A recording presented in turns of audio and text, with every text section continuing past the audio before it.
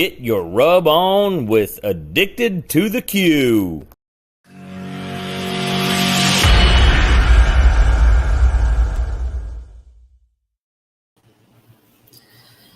Hello, everybody. We are getting ready to have our live Q&A presented by King Louis Meat Apostle with Jacob with Kilt-N-It, and we're trying to get him added just real quick. I can't hear you, Brad.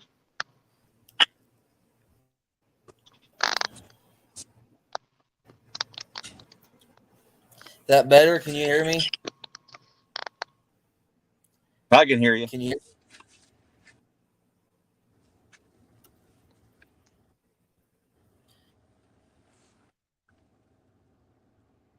There we go. I think I had him muted. Can you hear me now? Yes, sir. I can hear you. Okay. Sorry, I'm trying this on a laptop, so we're just trying to get this all figured out. My first try going at it, so. How you doing tonight? Well, I'm doing pretty good. Just made it home from Arkansas. Man, having a hard time hearing. That might be my connection. Hang on 1 second. I might try something.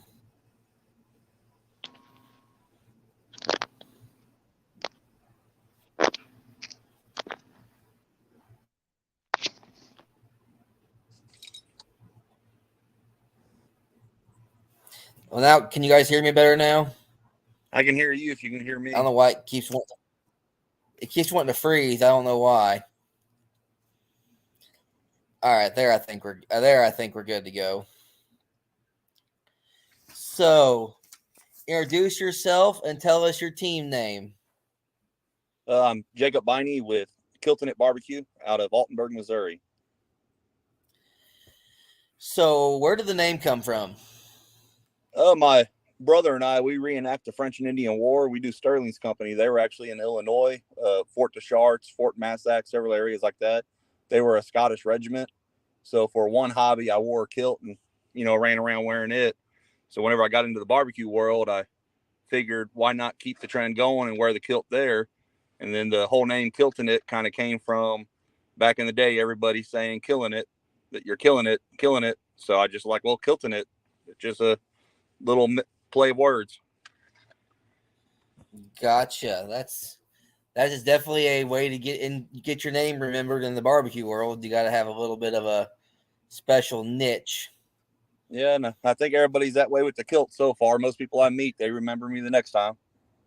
Oh, I can believe it. So, what got you started in competition barbecue? Well, it's one of those things I always wanted to do. I was one of those that grew up watching the barbecue pit masters and pit war shows. Probably 15, 16 years ago, my parents got me my first little Walmart offset smoker, and I started cooking, telling myself one day I will do it. And then in 2019, I think it was, one of my local friends who I worked at the sheriff's department with said, "Hey, we're doing this little backyard barbecue to raise money for backstoppers. Why don't you come cook in it?" And I went and cooked it in our little local thing and had a blast, and told myself from that moment on, okay, you're competing. So I jumped straight into the SLBS pro side and just started traveling around doing those contests. Yeah, you had done a few up under your belt whenever I met you at Eric's class. Yep. Yeah, I did 4 that first year in 2020. I did 4 contests, and that's what told me I really wanted to do it. And then 2021 is whenever I broke out and really went into it. There you are, Brian. You've been kind of going in and out. Technical difficulty. I had that at first because I'm trying this new laptop, and it was taking a little bit to get everything worked out on it. So, who was your biggest mentor in barbecue? Probably the person that I've learned the actual most from and who's helped me out the most would have to be Eric Burkhart with Uncle Bub's Barbecue. First class I ever took, and I got more out of his class than any class I've taken since. And he keeps in contact. You know, it's not like, oh, you take his class and you never hear from him again. Here, message you. Here, say, hey, man, great job at the last contest. Hey, you need any help with this? You're struggling there. So he's probably been the biggest help. And I highly recommend anybody that's wanting to get into the barbecue contest to look him up and check out if he's having a class or something like that, because it is well worth it.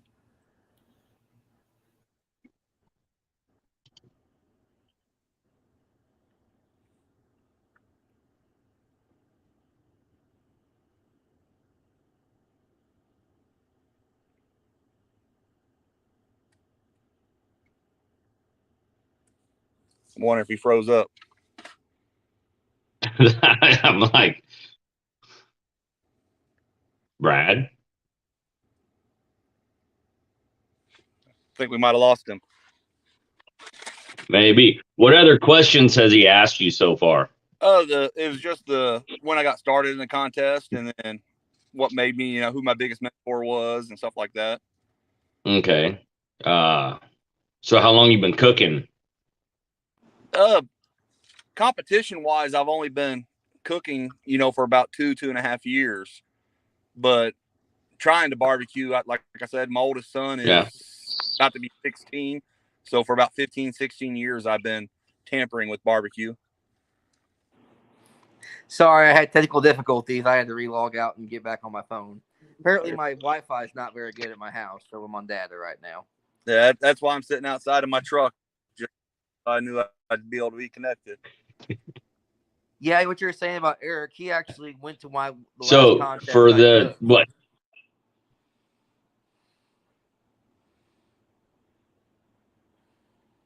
You guys kind of walked on yourselves there. I didn't hear you. Sorry, go ahead, Brian. Oh, I was just gonna say, for the 2 to 2.5 years in comps, you've done pretty dang good just for that. Yeah, that first year, those first 4, I fell flat on my face, but that's because, fresh out of culinary school, and I was telling myself, I can do this, I can do this, I can do this. So I tried my own flavors, tried my own things. And then that's when I realized, no, this doesn't work in the competition world. So that's when I took Eric's class. And then that next year, the first few contests was about the same as the year before. But then I got my first chicken call. And then from that moment on, each contest, I averaged about 1, maybe 2 calls, started doing halfway decent. And then had a really good contest down in Dexter where I think I got a 4th overall down there. And then from that moment on, I just started going uphill. And then this year, same thing. I just stayed consistent. And that's what's made me the happiest, was just staying the consistent cook. Yeah. Yeah, if ribs wouldn't have killed you on a few contests this year, you'd have probably had a few grands under your belt. Yeah, there's several contests I like to have back. My ribs, they really did me in. And then the couple of contests that I finally got my ribs going, then my chicken or my pork did me in. So it's just funny. It just goes to show you that if you lose focus on one meat, it can really hurt you for the whole contest.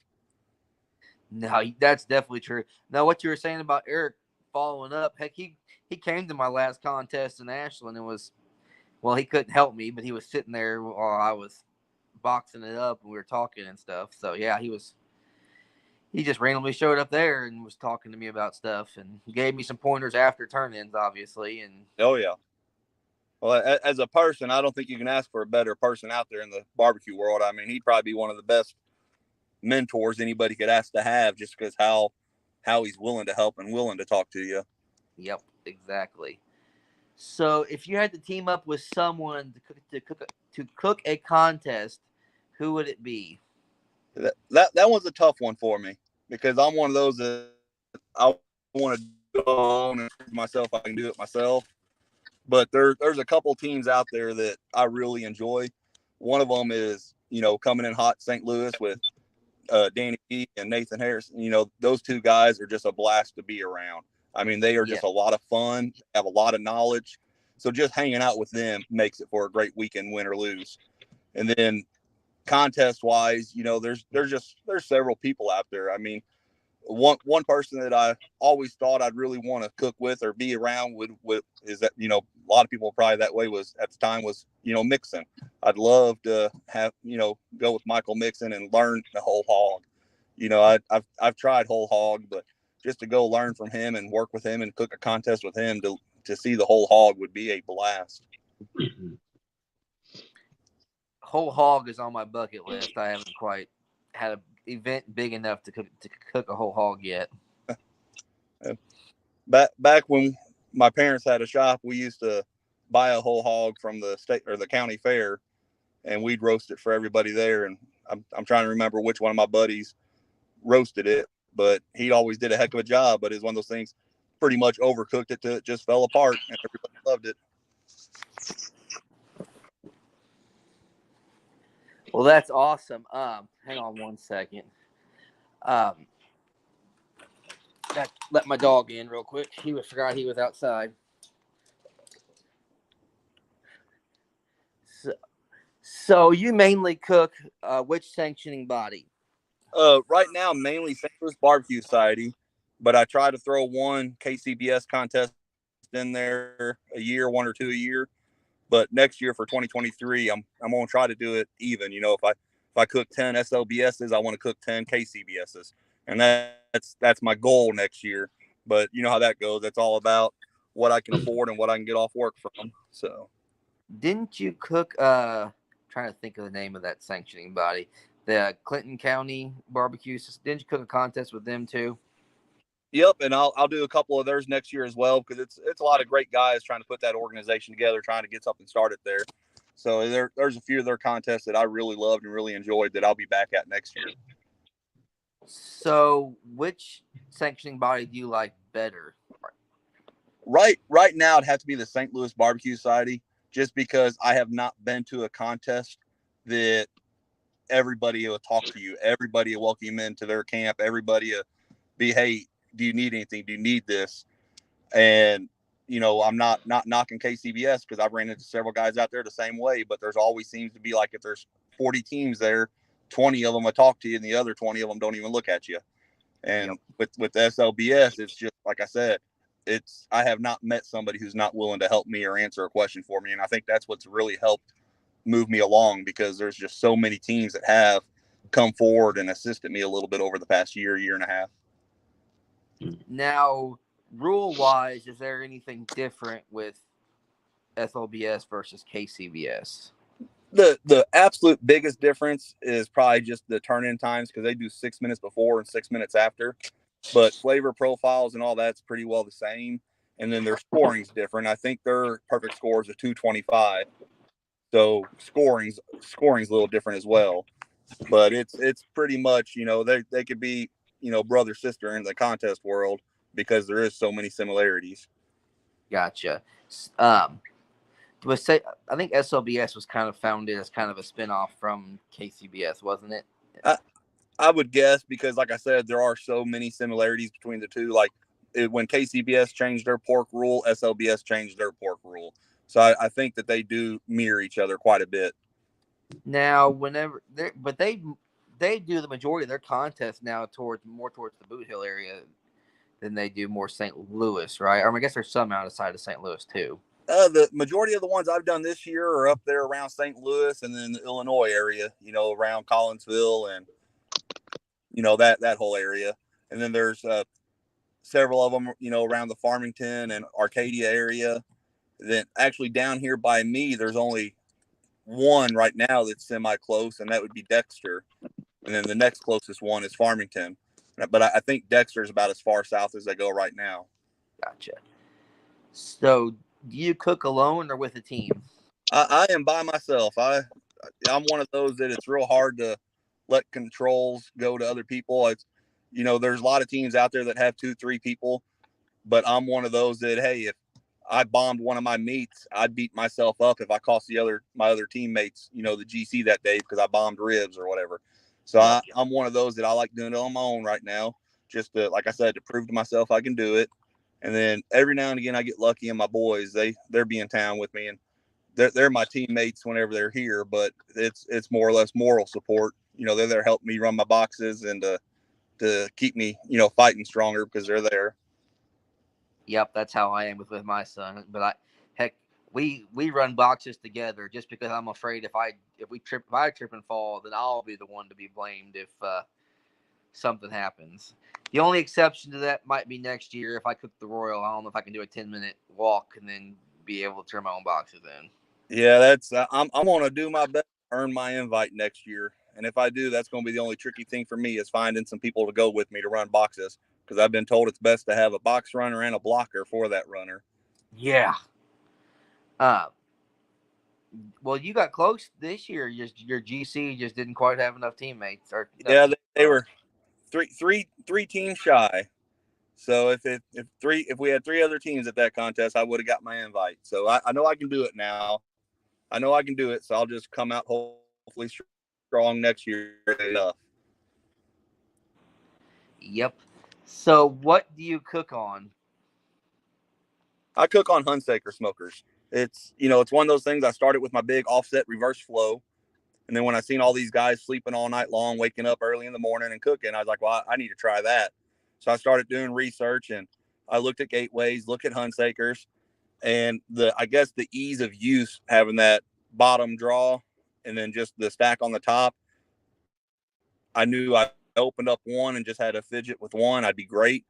And in my mind, I was like, if I had a ugly drum or a gateway or something like that with the side stacks, I figured I'd be sitting there playing with them all day long and I'd really mess up myself. So that's why I kind of went towards Hunsaker, and I'm kind of glad I did because since I got those smokers, man, I don't think there's a better one on the market how it runs. I've been in 10-degree weather with the wind blowing and it holds steady temp. I've been in 30-mile-an-hour winds and it holds sturdy temp. I think the only time that I was sitting at the house and I didn't think about it is I had it sitting out in the yard with about a foot of grass. And I was like, why is this not coming up to temp? And then I finally put a pie sheet underneath of it to knock that grass down. And then it just ran perfect. So I'm a little hooked on them right now. It'd be real hard to change my mind to start another one.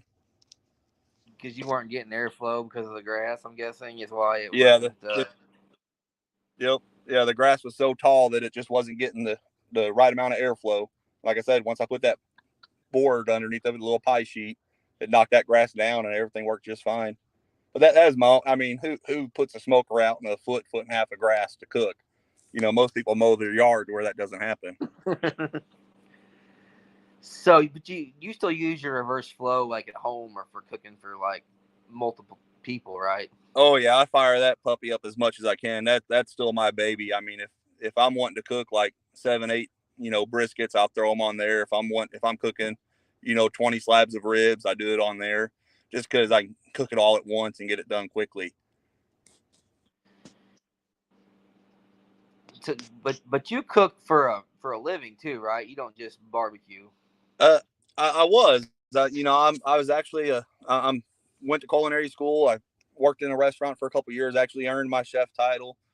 But here recently, I just switched career paths and started working in a factory because they give me weekends off. I get 3 and 4 day weekends now, and I'm off pretty much every weekend.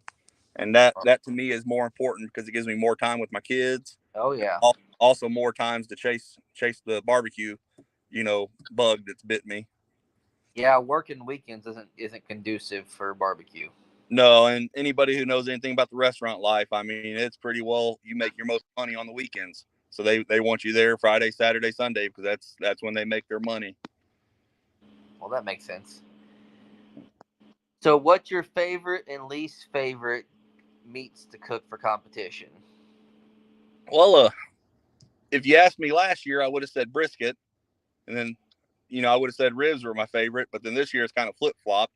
Brisket's kind of my favorite to cook right now, and ribs have kind of been my least favorite just because there's that such a quick timeline of here you're at sitting at almost done, almost ready to go, and then if you wait at 5 minutes too long, now they're overcooked. So ribs have really kind of been messing with me this year. But I'm one of those, I just love to cook. It don't matter what it is. I mean, I've thrown, my sister's butchered goats and I've thrown goat legs on my smoker. It's just whatever I can cook, I like to throw it on there and cook. But brisket right now is probably one of my favorites to cook. You cook Marble Ridge, right? Yeah, I started at the I'd say all this whole season I used Marble Ridge. And then the year before I used kind of a mix. I tried some Snake River Farms, tried some Australian, just kind of went back and forth till I found what I liked. And then when I ate that Marble Ridge, to me, it was just too good not to use. Do you cook the point when you go to a contest and just in case they're going to turn in burnt ends, or do you just? I've heard some teams don't even take it with them. Man, at the first half of this season, I did not do it. And my brisket, I was still getting top 10 calls. But then as soon as I started turning in burn ends, I started getting top 5 calls. So I don't know if they were just looking for burn ends or if I was cooking them right or what. But, I mean, it's one of those things. They had to taste the way I wanted them to taste before I put them in the box. Yes. But when they hit that mark and I put them in the box, I've had better scores with my burn ends being in the box than not in the box. My first place brisket was at the last Honor Q, my last contest. Yep. And the burn ends were probably the best things in the box. I think it was also, I was going to say, it's also the first time I didn't have to dock the edges of the brisket. One side I did because they were too long, but then the other side I didn't dock the edges. I just left the edge.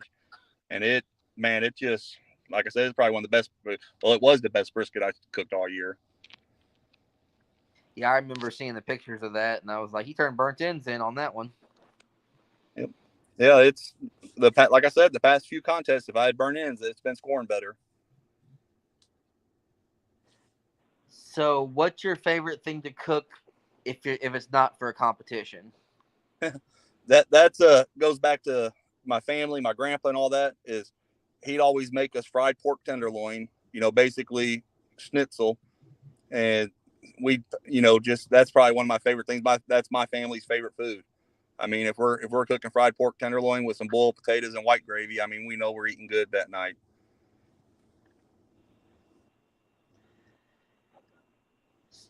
So what do you cook on at home? I think you've already answered this. That's your big reverse flow.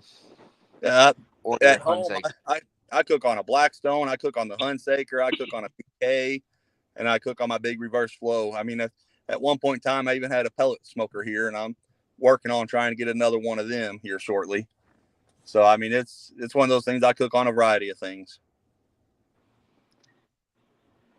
So what advice do you have for people getting started in competitions? My biggest advice would be is don't do what I did the first couple contests I did.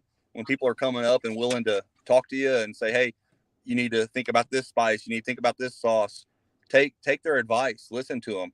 Don't be afraid to, roll with something else that somebody else talks to you about, because they've been doing it for a while. They understand, they know what they're looking for. You may have the best sauce on the market now. You may have the best spice on the market now, but until you know how to actually use it in a contest, it doesn't mean anything. Yep. Some people don't buy into this, but it took me a while to realize, because people always be like, well, I really like it. I'm like, no offense, it's not what you like, it's what the judges like. Yep. Yeah, that's if you don't hit that flavor profile, it doesn't matter. Nope, it doesn't. I mean, that's absolute. You nailed it right there.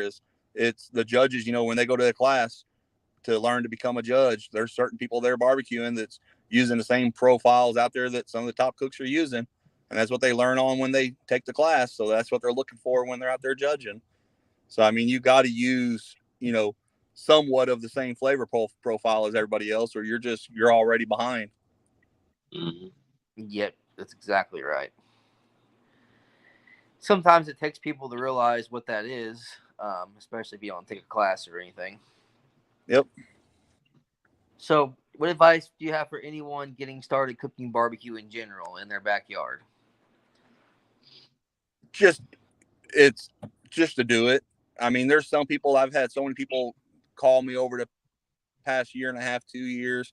Hey, I want to cook a brisket, but I don't want to mess it up because it costs so much. And I'd be like, just cook it. I said, don't think about it. Just do it.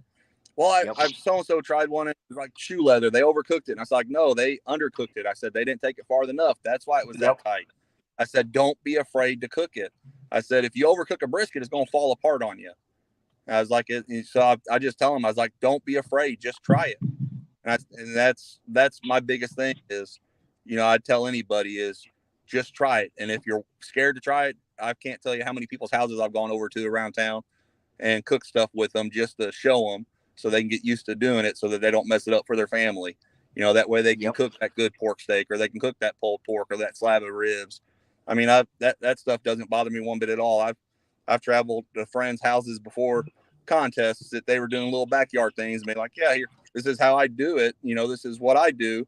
What you do is great. Here's, maybe you can take some pointers from me. And sure enough, they may or may not have picked up pointers from that, and then they did good at the contest. So I'm one of those that I'm an open book. I'm willing to help anybody and talk to anybody. I mean, I still have so much to learn myself. I'm by no means a top guy or anything like that, but I hope to be there one day. I did get a first place pork steak because of you. Ed? I was doing a pork steak competition, and I said, I have no idea how to cook one of these or present it. How do I do this? Yeah, that's never be afraid to reach out to somebody too. That's a big thing also. Well, see, that's me in my mind is, I'll help anybody out because they still got to cook it. Yep. I've had people that's helped me over the past year and a half that's asked me questions. Well, how are you doing this now? And I'll straight up tell them I'm doing it because they still have to cook the cook. They still have to hit the right tenderness. And even though I give them my flavor profile, it doesn't mean it's going to taste the same whenever they use that flavor profile. So I'm by no means against helping people out and talking to people. Yep, I'm exactly the same way. Somebody had to help me to get there. So if somebody asks me a question, I tend to, unless it's like something I learned from somebody else that I don't want to, that's what I do. Stuff I've learned at classes, I don't share any of that stuff because I paid for that. But whenever it comes to the actual cooking of a meat and a protein, I'll give them the best pointers I can.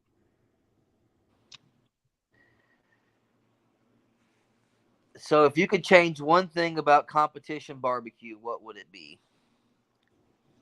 That's a tough one because I really enjoy it. But the only thing that I could think of, I mean, KCBS, I think, is already starting this a little bit, is, I'm by no means a judge. I'm not knocking judges. I'm not saying anything bad about judges. But I like the idea of, training, extra training for the judges. Like, oh, you haven't, here's this course you haven't trained or you haven't judged in a year. Take this, as a little refresher, because every job I've ever had, I've had to take refreshers for, so I like that idea. I don't like going to a contest and hearing somebody say, oh, this is the first time I've judged in 4 years. A lot's changed in 4 years. So I'd love the idea of refresher courses, for the judging, just because, everybody's on the same field. If they're not using a certain scoring bracket anymore, say they knocked out, 5 and 6 for points, this guy who hasn't judged in a couple of years might not know that. So he still might be trying to get 5s and 6s or whatever, just off, I'm not saying that's what it is, but just extra training, refresher courses, stuff like that to keep everybody on the same page. Yeah, and when I judged the Royal, you could definitely tell who had taken that updated program and who hadn't. Yeah. That's like, comment cards. Some judges think they're above comment cards, and it really irritates me too, but that's a whole different ballgame. I love a comment card, whether it's positive or good, because I've had horrible cooks where I knew I messed up, but then I'd have that one comment card that says it was overcooked, it was mushy, but the flavors were great. Just having that comment of the flavors were great keeps me going. It tells me I know I can do this. Next contest, I'll watch the tenderness closer. And I mean, that's, to me, just the good and bad. I like them all. I have yet to get a comment card. I've gotten 7, 6s, no comment cards, which is funny because I got a 7 or a 6 in chicken and I won it. So I don't really understand how that works, but it is probably the most frustrating thing to get low scores with no comment cards. Yeah, that when it is a low score without one, that is pretty frustrating because you don't know what they've seen or what they looked at or what they tasted. That's exactly right. Or where to go from there. Right. Yeah. So we'll go over, what was your last contest like? Take us through that, Cook. It was one of those things that I showed up there and I was nervous as heck that night before. I don't know. It's the most nervous I've ever been at a contest. But then once I got settled in that morning, I slept good that night. I was ahead of schedule, went to bed an hour early. So I went to bed about 11 o'clock instead of midnight. woke up at 6 o'clock and got my fires going. And then the rest of the day just kind of, it was like dominoes. Everything just kind of fell into place. It just went smooth, if I could say it that way. Between pork and brisket turn-ins, I even had 5 minutes. I sat down in a chair and just relaxed. I mean, it's just one of those things that it went real nice, went real easy. Nothing was fighting me. The smokers stayed running consistent. And by the end of it, when I turned it in my head, I told myself, I said, you either just won this or the judges tasted something you didn't taste, because to me, I felt like everything was just on point, probably the best I've cooked all year. And even the cook went too easy. Yeah. I mean, and a lot of times they say when that happens, you do bomb it. I've had contests where I was like, that's the worst chicken I've done all year, and I got a first place chicken. I've had contests where my pork was the same way. I was like, I'm not real happy with that pork, and it ends up being a fourth place pork. So this one, with all of them, with me feeling comfortable about all of them, I was in my head, I was like, I either just completely bombed this or I won this. That happens a lot. Yeah. That video of whenever you won it was pretty cool. Yeah, it was a really, really cool feeling, just because, I mean, just the amount of caliber of teams that's in the SLBS right now. I mean, there's so many top teams, and just competing against the same guys every single weekend, any one of them can win it any weekend, just because how good of caliber, how good they all are. So just to do that around them, I mean, I'm still on a high from it, and it was weeks ago. You ended the season well, though. Oh yeah, ended really well. So it's funny, as I had such a great day that day. Got my first GC, but then later went home. When I got home, they updated all the awards and team of the year points and all that stuff. I got upset because I realized, another great team, the Mulkeys, they beat me out of my first place pork. I was holding on to first place pork for team of the year. They knocked me down. They got first place at the last contest with a perfect score. So they took over the first place spot and knocked me to second, which still, for just being my second full year, second place overall in pork, I should be extremely proud of that, and I am. Yes. But it was kind of fun holding on to that first place for, about a month or so. It was exciting.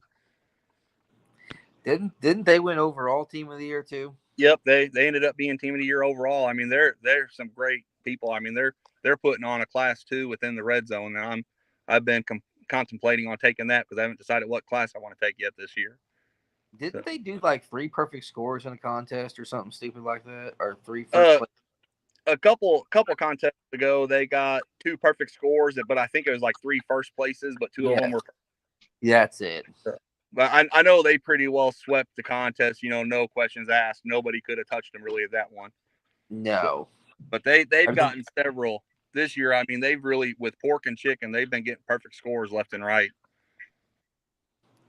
Yeah, because somebody was joking. They're like, "What happened to brisket? They bombed brisket," which I think they still got like 8th or 9th in brisket. Yeah. Yep. Yeah, it was somewhere still in the top 10. I don't remember where it was. So, do you have any sponsors you'd like to shout out or mention? Right now, I mainly only got just one main sponsor, and that's Shot in the Dark competition team. I've been using a lot of their sauces and rubs, and their stuff combined with some other items. It really is good. And then not only is it good, I use a lot of their stuff just cooking at home, because it's real quick and easy. So, but other than that, I mean, my local Ace Hardware, they help me out with a small percentage discount. But that's, I don't know if I guess that is considered a sponsor, because they helped me out a little bit. So, what does the future look like for you and your team? I'm hoping to, like I said, I'm hoping to do at least 10 KCBS, if not more, next year, and as many SLBSs as I can. And I'm really hoping I earn my invite to the American Royal, because that's the one contest I've always wanted to cook. And if I earn that invite, I have no excuse not to go. And this year I was going to go and cook it my first time, but I had a bad month the month before, with a lot of personal stuff going on that I just had to cancel. So I'm hoping if I hoping that if I win my invite this year, there'd be no canceling. I'll just be going either way. Yeah, I remember that. You're all geared up to go to the Royal, and you had a terrible month. Yeah, got T-boned the first weekend. Had my first kidney stone the next weekend. I mean, I had stuff going on about every weekend of that month. I had something going on. Well, at least Travis lent you his truck for one of those competitions. Yes. Yep, and yeah, that was the week. That was the first weekend. I just was coming home from dropping his truck off, picked up my car and was headed home, and that's when I got T-boned. So I'm just glad it happened after I dropped the truck off instead of before I dropped the truck off. Yes. Yeah. But that was actually a little godsend to me because, between that wreck and everything, I was able to get it's just a 2011, but I was able to get a nice little F-150 that can haul my trailer now, which is really going to make it easy for me to do more contests next year, just because I won't have to rely on other people's transportations. I got my own now. I always joke with you, but I mean it. If and when you ever decide to sell that trailer, let me know. Yeah, I'll keep it for a little while until I can afford to buy a nicer one. That thing is. But I kind of like this one. It's not everybody can say they took a trailer that a tree fell on and built their own trailer out of it. So. Yeah. Well, Brian, do you have anything else to add? Yeah. What's outside of competition meats? What kind of appetizer or desserts do you really like on the smoker or the grill? Probably one of the biggest appetizers I make is my family just loves the bacon wrapped little smokies with brown sugar and butter. I mean, pig peckers. I used to make them all the time in the oven. And then I finally told myself, hey, why not try these on the smoker? So I started putting them on the smoker, and it's just a whole nother world. So those are probably one of my favorite things. And then I'm like most people too. I love my chicken wings. Chicken wings, if they're cooked right, they're outrageous. So in these, that's one thing I learned once I got these drums is you crank that heat up and start cooking wings on them. They produce some of the best smoked wings, grilled wings I think I've ever had off of the drum or anything like that. And then dessert wise, I haven't really done too much dessert wise on the smokers yet. I guess I need to play around a little bit there. It's one of those things. I love baking. I've took advanced baking. I love, anything there is between making like torts and all kinds of other things.